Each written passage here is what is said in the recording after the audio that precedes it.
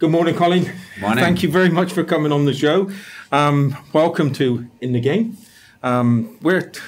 We've had a little bit of experience with each other. You come from Burrda Sports. Yep. We had, similar to my last guest, you were very kind to do a presentation for our university students. You make a difference, and that's probably one of the biggest reasons that I was overjoyed that you come onto the show. You've been involved with Burrda Sports now for some time. Tell us a bit about this. Tell us about your history. How did you find Qatar? I think sometimes a country finds you. My journey with the Middle East started in 2014.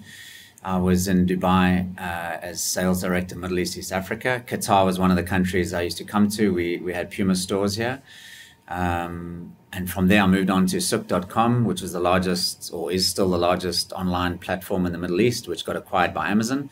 And then I got an email probably a year before I actually started here saying, there's this brand, are we interested? Or am I interested? And initially I wasn't, to be honest. I think Dubai was still a great city and still is a great city and lots of opportunity there. And it took a year for them to convince me to come over. And here I am. I've been here for 2 years now with Burrda Sports. It's a government-owned sports brand. They did some big things in the past with Wolverhampton and Leicester City and Toulon Rugby and Belgium in the 2016 World Cup. So yeah, I was pretty excited to come over and kind of rebirth the brand. It hadn't been doing too much in the last couple of years beyond local Qatar stuff. And we needed to just give it a refresh, and that's what we've been doing. And how did you adapt to come into Qatar? What were the things that you had to overcome when you first came? I think red tape a lot.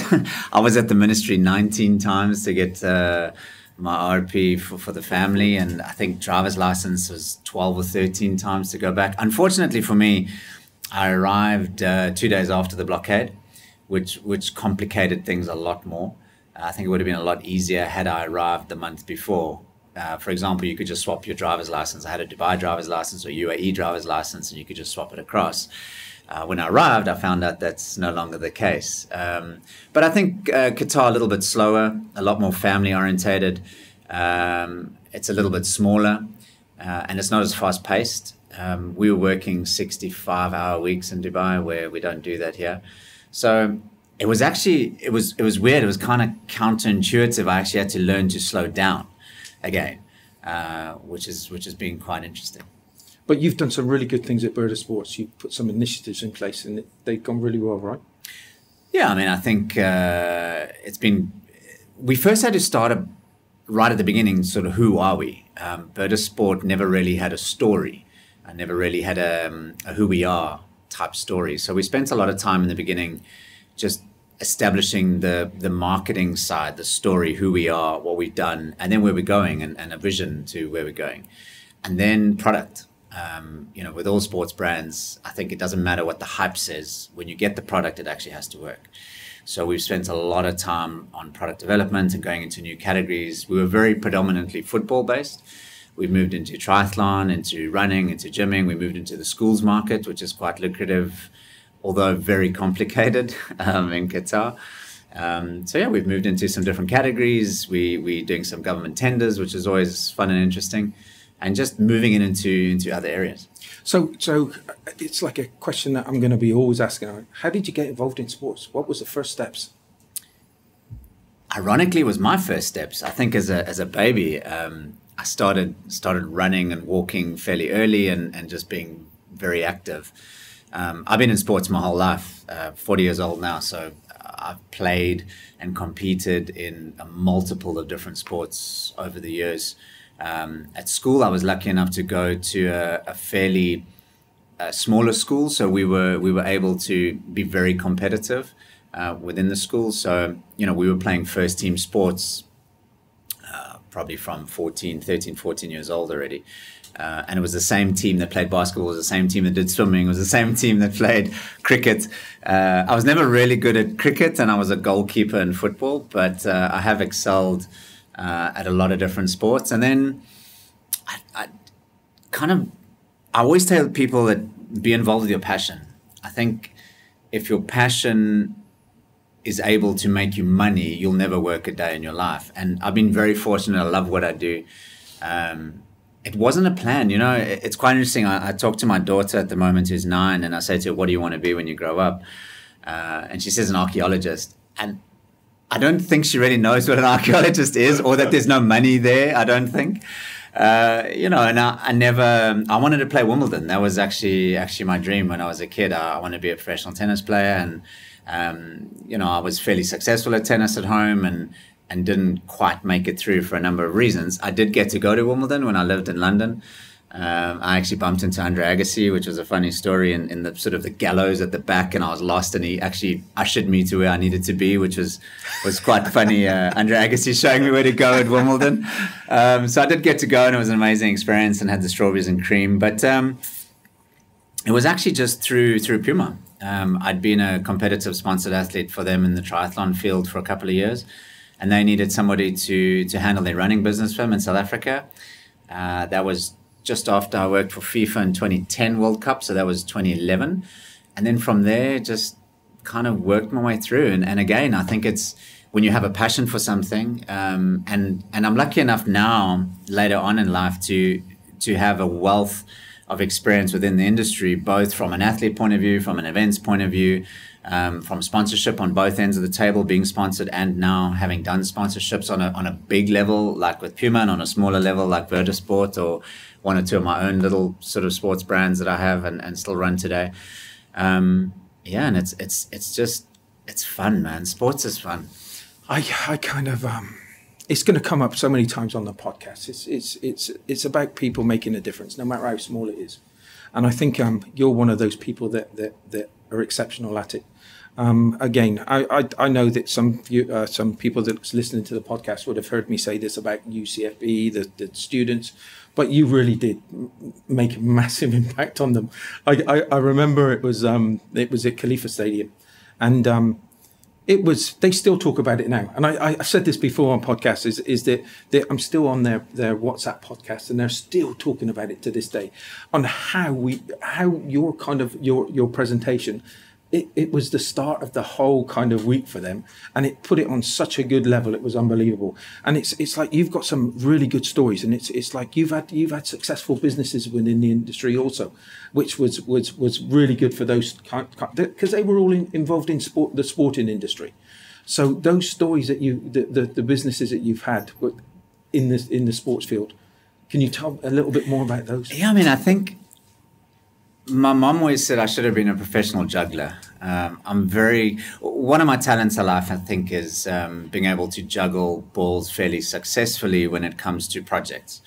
And a lot of the time, people have said to me, well, when do you sleep? Because I'm involved with, a lot of things. But I believe the secret to it is that when you do something, you focus on it 100%, and then you can move to another ball. So you kind of focus on it, then you throw the ball in the air, and you take the next one, you focus on it, and the other ball's in the air, and you just sort of move them around. I really enjoyed interacting with the students, because along the way, I've had mentors, I've had amazing people in my life, who a lot of them still in my life within the industry and just personally. And I think if we can give back, we should. Now that I'm a bit older, which is something I have to keep telling myself that I am older, because I still think I'm 20 years old when I go out and train and race. But, I think it's important that we do share the knowledge and we give back, because the things that they haven't even learned yet, I've already forgotten that I knew. So it's really great interacting with the younger generation, because it reminds me as well of things that I'd kind of forgotten about, or contacts that I'd forgotten about. And along the way, I think, just as we said in the beginning, sometimes a city or a job finds you. I didn't plan to be in sport on the side that I'm in. And I believe no matter what you do in life, it's about people. You could be a plumber, you could be a politician, you could be a music artist, an athlete. It's all about people and how we interact with people. And so from a very young age, my grandfather told me that your name is what you have, and protect that with your life. And if you sign something, sign it with a pen. And if you make a deal, handshake and look the guy in the eye, and it's those old school principles that have stuck with me. And so with that, a lot of opportunities come your way. And I'm a risk taker. I'm a gambler. I'm a hustler from a point of view that I don't mind taking a risk. I've been bankrupt twice. I've lost everything twice. On my 30th birthday, the sheriff of the court came, wished me happy birthday, and took all my furniture and my TV and my bed, and I slept on the floor for a couple of weeks. I've been a multimillionaire in South African rand terms twice. So, I think when you've been at the bottom of the barrel, which I have been, there's been some very dark days along the way. So I don't want to make it sound like I'm a wonder kid that's just hit successes all the time. And I think Michael Jordan said it best, that you miss 100% of the shots you don't take. And I read that at a very young age, along with Salvador Dali's quote, who's my favorite artist, impressionist, where it said, life's too short to be boring. And life is short, but it's long enough if you live it right. So I don't mind taking chances. I don't mind experimenting with things. And along the way, we've had magazines. I had a pharmaceutical company at 25 years old. I started my own sports nutrition brand. I had a blog when blogs actually weren't around. I think I actually saw the other day, it was 2006 or 2005 that I had my own blog. And at the time, everyone was like, oh, you have a blog or you have a website, do you think you're cool? And it's just like, no, we're just playing. And I think that's where podcasting is going. And I think, virtual reality, and if you look at the way esports is coming along, it's what's happening. So, yeah, man, take chances. You never know what's going to happen, right? You never know who you're going to meet. And again, I keep on professing this. It's like I've been involved in the industry here from a mentor perspective. When somebody invited me to be a mentor for the first time, I told them no 20 times because I just didn't think I was worthy. Sure. And I've been on that journey that you say, and I'm not afraid of this journey that you have the ups and downs, because it makes you as an individual, and you've got to go through that. And I keep on saying to people, it's never, don't look at this thing is through rosy coloured specs, no. Because you're seeing the wrong picture. But you've got to manage the journey. It's like you don't want them up and down. You want to kind of get them into a great. You're always going to have problems. Sure. You're always going to have issues. It's how you deal with them. And one of the things that I've always surrounded myself with, because if I'm feeling that, oh my word, this is too much, it's difficult. Why am I doing this? Where should I be? What should I be doing? I always bring myself back to reality, and I'll always find somebody like yourself. And I mean this truthfully. I listened to your story the first time, and it was like you had me. I think you were very busy. I came to QSI, Qatar Investment, Sports Investment. And I knew that I only had a certain amount of time, and I was late. I think, Amwin was late. And so I was under pressure. And then all of a sudden, from that pressure and listening to your story and then talking about different experiences, we were there for 3 hours, I think it ended up. It was an incredible thing. And for me, it's like trying for me to surround myself with people like yourself, because you tend to stop thinking about your issues and you listen to somebody else's and the experiences that they have, and you can liaise with them and you can understand from their position how they got over it. And I think this is a great thing about this brand new sports podcast. It's not all about the sport sometimes. It's the messages that go with it. We're going to have some fantastic athletes coming on to the show in later weeks. But it's still important for people that want to break through in this marketplace here in Qatar.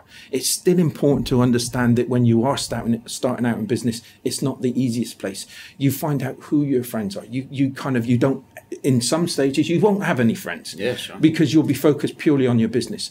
But the great thing about this is that you do build friendship over a period of time, and you mix with people that will make an impact on your life. And again, I know that you've made an impact on those students' life. I know that you've made an impact on my life.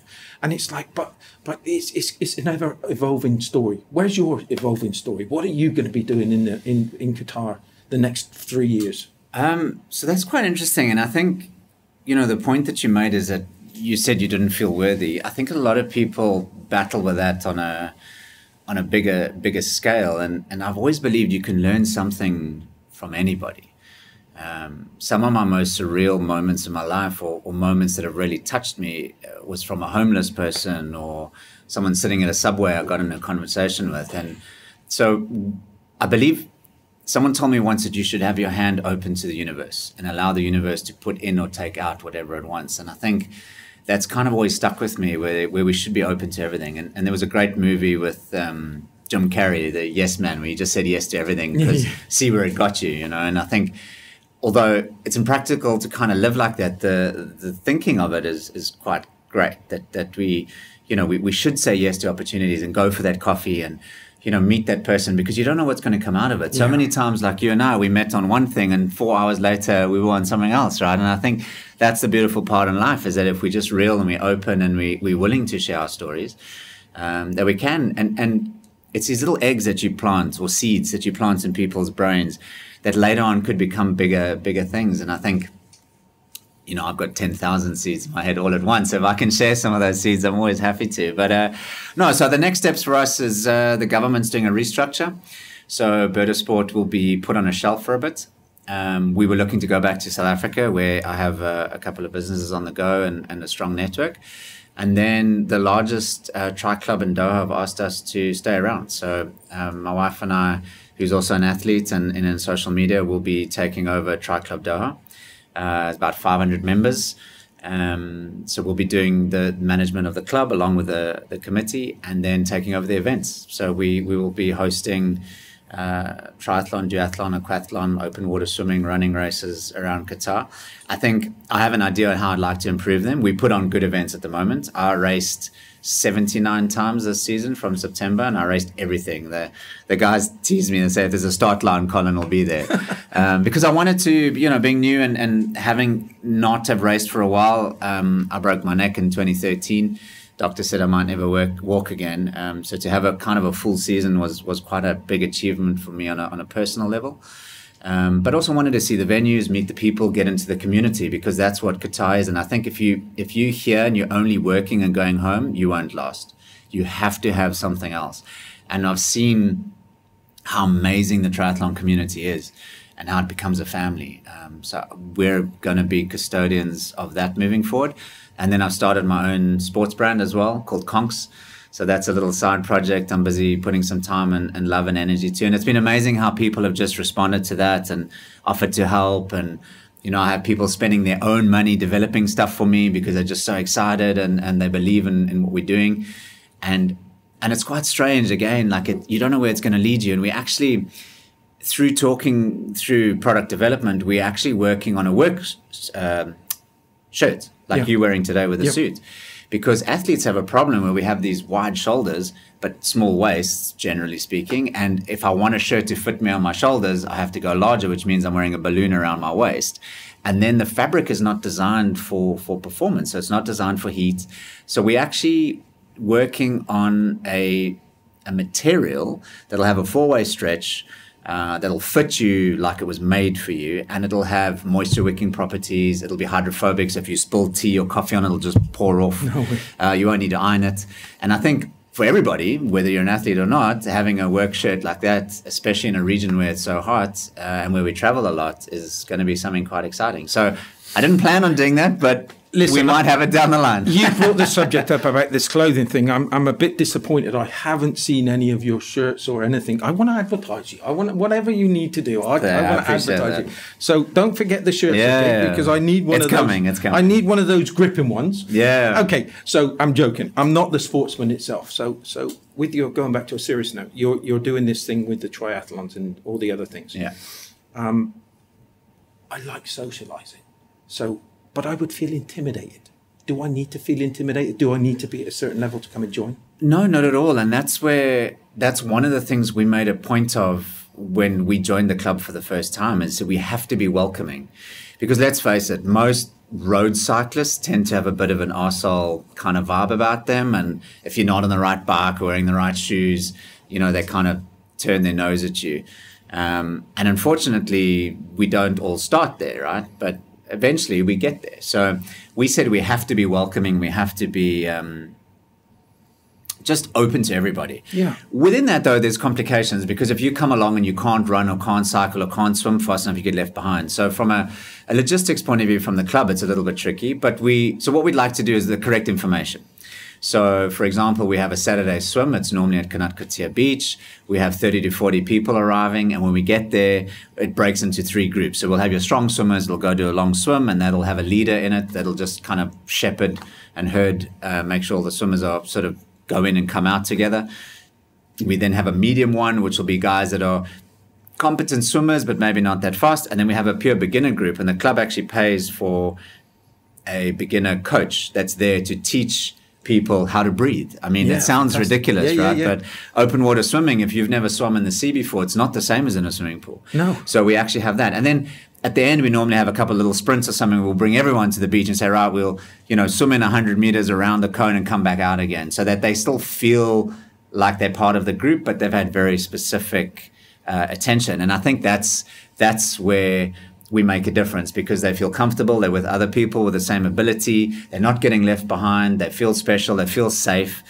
It's very important to feel safe in a training environment, and then they can work up. And that's what's cool about it, is that, they'll look at the other group and say, oh, I really want to get there. And with a little bit of hard work, they make it into that group. And we've had guys who couldn't cycle more than 20, 30 Ks at the beginning of the season, now riding up front with us in the fast group. So it's amazing to see that progression. And now it's like, oh, I need a better bike. I need wheels. What ceramic bearings?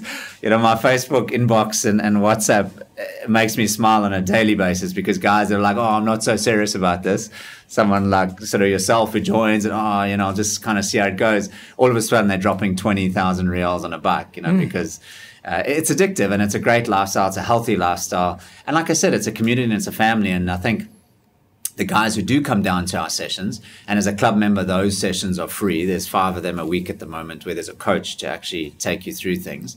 As a club member, they're free. It's a great place to meet people as well, because if you're single and you come to Qatar, there's no real bars, there's no real nightclubs, there's no real sort of, where do you find someone? If you don't go to a church where possibly you could meet someone, where do you meet someone? So the sporting clubs and at races is a perfect opportunity to do that. And we've been, again, one of the things that we set up with a guy called Grant was the military boot camp fitness. Yes. And one of the things I always admired him for was the social side of things. Yeah. And I think, as you said, I've been here for nearly 10 years now, and that's so important, is to get into some type of social group. And it's making that step. So how do they get in? What's the best way of getting, you said Facebook, what's the best way of getting in contact with you? Yeah, I mean, so Tri Club Doha has a website, triclubdoha.com. From there, you can send a mail to info@triclubdoha.com. We could share where and what we do things. It is all on the website as well, all the informations, the pin drops for locations. And on the social side, it's actually something we said we need to do a bit more of. So we do have, for example, in 2 weeks, there's a club aquathlon. So it's for club members. We do a swim run at the Intercontinental, and then afterwards we have breakfast. And we have little lucky draws, and we have little prizes. And, that's a real nice social thing, because by the time you get home, it's 10, 11 o'clock. You're tired from racing, but you've also, had some fun and met some people, hopefully. So we're definitely going to do that. At the beginning of the season, which is around end of September, we have an opening event, which is like a meet and greet, where we do a couple of little snacks, and there's a couple of little talks, and there's people there to help you integrate into what's going on. But yeah, I think the website's probably the best place. You can get hold of me personally if you need to, Collin Allen, at Collin Allen on all social media. I've kept it the same because I think I started quite early. So, most times your name is taken, you have to be Collin Allen 77 or something. But and let me just get that spelling right for you. It's Collin double L, and then Allen is ALLIN. Correct, yes. Yeah, because dear me, you are making the difference, right? You're kind of, and are you looking for, I bet I can see it in your eyes, you're looking forward to this next venture. I look forward to every venture. I think what's quite exciting is that it's a change, and most people fear change. And it's ironic that fear, change is the two things that I embrace. Fear for me doesn't come into it. And I always say to people, if you give me your problem or you give me an idea, I say, if the worst thing that can happen is death, don't do it. If it's not death, do it.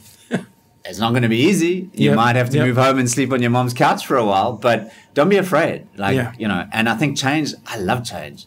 I've lived in 8 different apartments in 2 years in Qatar, not really by choice, but embrace it. Change. The only thing that's certain in life is death and change. Ah, dear me! When you just said that about your experience in Qatar, I've loved every second of it. Really, there's been times that it was tough, it was difficult, and there was experiences that I wouldn't want anybody else to do. And that's why we set up business startup Qatar.com, because we wanted to help people and not make the same mistakes. But it's not an easy journey, but you don't be afraid of it, because there are people around that want to help you. All you've got to do, the biggest thing that you've got to do is, and I said it in my last podcast, was shake somebody's hand.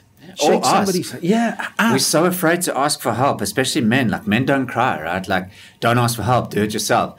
How many guys read the manual for a new TV, including me? Zero, none of us. I'm still, right? yeah, exactly. We figure it out. And my wife often says, if you just read the manual, it'll take you half an hour. But I don't want to, And I think the modern man or all of us here as an expat community, we just need to ask for help. There are hundreds of people that are more than happy to help us not make the same mistakes again. And I have a lot of quotes, but one of the quotes that I often remind people of is that smooth seas don't make for great sailors. Like, if you want to be a good sailor, you need to have had all conditions thrown at you to know that you experience. If you always just sail on a pan flat thing, the moment there's a first wave, you're not going to make it. So embrace it. I think I agree with you. As long as you come through it and you learn, I think it's never a bad thing. I was a windsurfer. I was a windsurfing instructor, a very bad instructor. I was always one of those that said hand over hand, reach across, lay across, and then I'd be gone. And so I'd leave them to their own and leave them behind. I was a terrible. I think I've had instructors like you before. Oh my word, I was terrible. I was terrible because that buzz of the wave and the kind of, as you said, I would never go out and know if there was only a little bit of wind. Today, I was driving down the Corniche and I'm looking over at the Corniche and there's, we used to call them white horses. Yeah. And I'm going, oh my God, I need to be, I should be windsurfing. Those were the times with your harness to lean back. It was fantastic. Those were the times that you just wanted to go and be free. And it's like my wife once, I said, I could jibe, I could do all this posing with the windsurfer. And it was when I was maybe 40, 45. And I said to my wife, I'll show you what to do. I couldn't even stand on the board. With my size, every board I was going to stand on was a semi-sinker. It was just, and I said, I think it's time to leave that alone. But just looking at the conditions today, oh my word, it's just one of those things. It's a passion one. Yeah, we actually have a guy in the club, Hatem, who's an ex-president of the club, and he does two things, triathlons and windsurfing, because he says every day it's perfect for training, because he either goes windsurfing if he can't cycle or run, or he goes triathlon training. So I think Qatar is getting better and better with their venues. I think they're getting more behind sport. Obesity and diabetes is a big problem in the Middle East, so they're addressing that by trying to get people healthy. And so there's a focus on sport. People want to get out and do things. And I think we have amazing venues like Aspire and Beta Park and MIA Park and the Sheraton Resorts and stuff where we can, Qatar Foundation, where people can kind of get involved. And those venues are sort of also engaging with us saying, well, we have this beautiful venue, come and use it, come and do things. So, we have 2 or 3 new venues for next season that I'm talking to and a couple of new sponsors who want to sort of get more involved with things. And that's the thing is I think the healthy lifestyle in triathlon is not a cheap sport like windsurfing. So you do need a little bit of money, and that opens up sponsors where people have disposable income to spend on things. So I think, if you're in Qatar and you have a company that's targeting sport or healthy lifestyle, triathlon's a great opportunity to get your brand exposed to. Yeah. It's been always one that would intimidate me, the swimming side of things. But I would like to give it a try. Yeah, you should. The cycling, I've done the cycling, but I tell you, the worst thing I've ever done on a cycling front is a spinning class. I think that was the worst thing that I've ever done. So being left behind, I think I'm going to be one of those at this moment in time. Another one is football. I would be put first. I would be put in goal. I'm one of those people at that size. But when I first came to Qatar, I was 23 stone. So wow. I've managed to cut down and kind of come down to a weight that I'm comfortable. I need to go down a bit further, but that's our street soccer. That's going to be, as you said, the Qatar for me is so much sport orientated, and it's unimaginable what they're doing here, and to what levels they're doing this here. And again, we're going back to the same old things. Just ask, go and find out, talk to somebody. They're all kind of accommodating. They'll all answer your questions. They'll all tell you which way to go. So these are all good things with Qatar and the sports industry. But I do love it here. It is a really good place for sports. I heard someone say the other day that sport is the new oil for the Middle East. And if you look at the region, obviously our brothers are having a disagreement at the moment. Mommy and daddy are fighting. But, if you look at the region, we have massive sporting events. There's Grand Prix, there's World Cups. We've got the World Champs for athletics here, for Diamond League later in the year. We've had UCI World Champs here. We've had big events, right? And I think we've shown that we can do big things with the World Cup obviously coming. It's, another massive global event. And we are embracing sport. And I think they've understood that the people who live in the countries need to have something, healthier lifestyle. And, just from a corporate point of view, if your people working for you are more healthy, they're taking less sick days, they're more productive, they're happier. There's a lot of, and corporate wellness is actually something that we're experimenting with at the moment with a company based in Switzerland with having, and it's actually ready to go, but where we can sort of engage with corporates and work out programs for all of them to get fitter or healthier together and work towards a 5K walk. It doesn't need to be run a marathon, but now you log on, it has all your details, it tells you what to do today and tomorrow, and every 2 weeks there'll be a little test that you have to go do, and based on that they'll arrange your program a bit differently. And that's single sport right up to triathlon with 3 sports, or you could just do cycling, just do running, just do swimming. And I think companies should be looking at corporate wellness. I think a lot of times corporates get focused on sort of profit and no lunch breaks and longer hours, and that's not the way to get the best out of your teams. And I think corporate wellness is in its infancy here in Qatar. In South Africa, it's a huge industry, and I hope that corporate wellness, along with the sport in Qatar, really starts to get some attention. I'm kind of, again, we could talk, we haven't got 3 hours today, but I'm sure we could fill it. I think you're exactly right. And there was a word that I picked up on there, which is teamwork. Yes. And it's leadership. Yes. Is a good one. And you can put those together. You can put sports, you can put teamwork is I was in the forces for so many years. And one of the things was I joined up when I was 16. So you were forced into this environment where the only thing that you could do was be part of a team. Yeah. And that person counted on you. And I think that's so important in work life, because you're and I think sometimes it's missing here, because we need to come together as a team. And the one thing that I do love about it, and I know where I'm going now, was it's with here in Qatar, I went to the Ministry of Culture and Sport, and we were having a conversation with somebody and with a senior person, and he said to me, there's a lot of people that wonder why we put culture and sport together. And it's like, why? They both go together. It's like they're both side by side. It's like you can do so much with sport. We done street soccer at Mere Park, okay? Just over a weekend, we had 25 different types of, 25 different nationalities, from children, for adults, that were all coming together, that was watching the kids, that were cheering their kids on. It was magnificent, and it showed how this all comes together. And if you can then put into it the teamwork, and you can put into the leadership and kind of going on those fronts, you've got a powerful tool. And I think that's the obligation, well, not an obligation, that's our mission. That's what we've got to bring into it.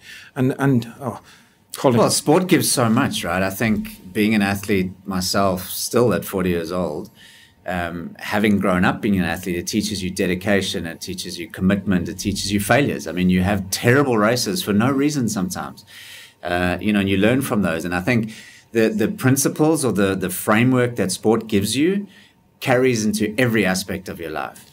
I mean, nations are built, and look at New Zealand, small little tiny country, but they have a force of a rugby team. They've got a great cricket team, and they all sport crazy, a whole country. South Africa is very similar. So with the problems that we had in apartheid in South Africa around 1997 when we won the World Cup, that brought our country together like nothing I've ever seen before. So sport crosses those boundaries. Yeah. It can cross. You don't need to be able to speak the same language to play a tennis match. Yeah. And in Qatar, where we have so many different nationalities, I was actually saying last night, I said it's amazing we actually get anything done in Qatar, because even though we might all speak English, we speak English differently. My wife is terrible with accents.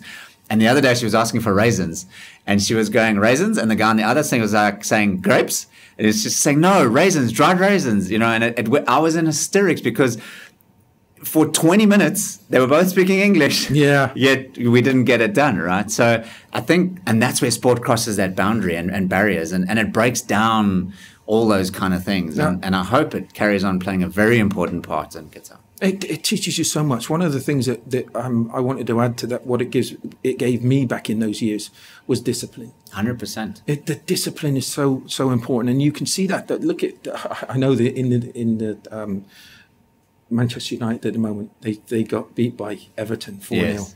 And it's just something that's lacking or something. And whether it's discipline, whether it's working as a team, who knows what it is? I'm not an expert, but I know that those things are very important, because sometimes when you said that Burrda Sports was a sponsor for Leicester City, look at what they did. Yeah, unbelievable. And you can definitely see that Qatar is being one of those Leicester cities that are coming from nowhere to becoming a leading light when it comes to sport.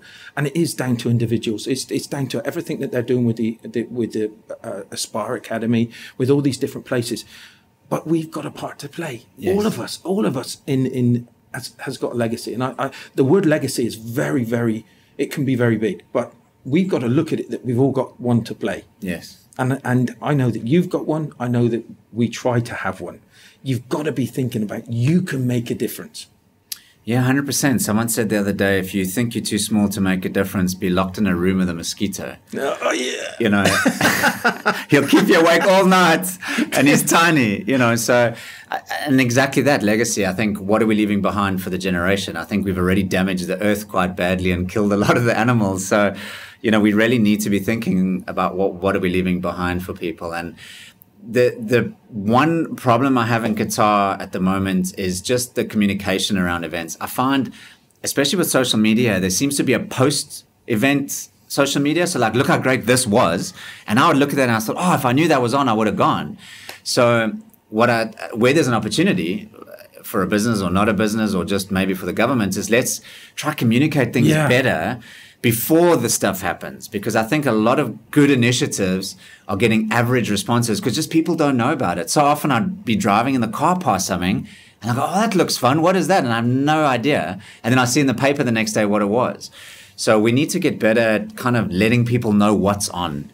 I think that one of the things that you're 100% right, and it was one of the biggest reasons why I decided to come on and be the host of It's in the Game, was you need to make that difference. And it's like you need to, and my biggest thing is just like you said, whether it's in the business community, because I do some mentoring things and we help companies start up and establish. There's some great programs on out there, absolutely fantastic programs, but you don't see them until afterwards, because you see it in the press. And it's something that is kind of something that we've got to grow it over a period of time.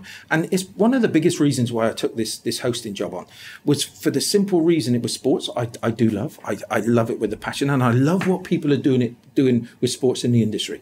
Okay, so that was most thing. And I want to get the message out there. There's so many people like yourself there that needs to be introduced to people, because they are sitting in their apartment and they don't know what to be doing with themselves. I want them to get up and get out there, so that they become the message. They become the voice. They become the people that's going to tell them, whether it's through social media or whether it's through word of mouth. Who cares? But as long as we're making that difference, and it's great to have met you today.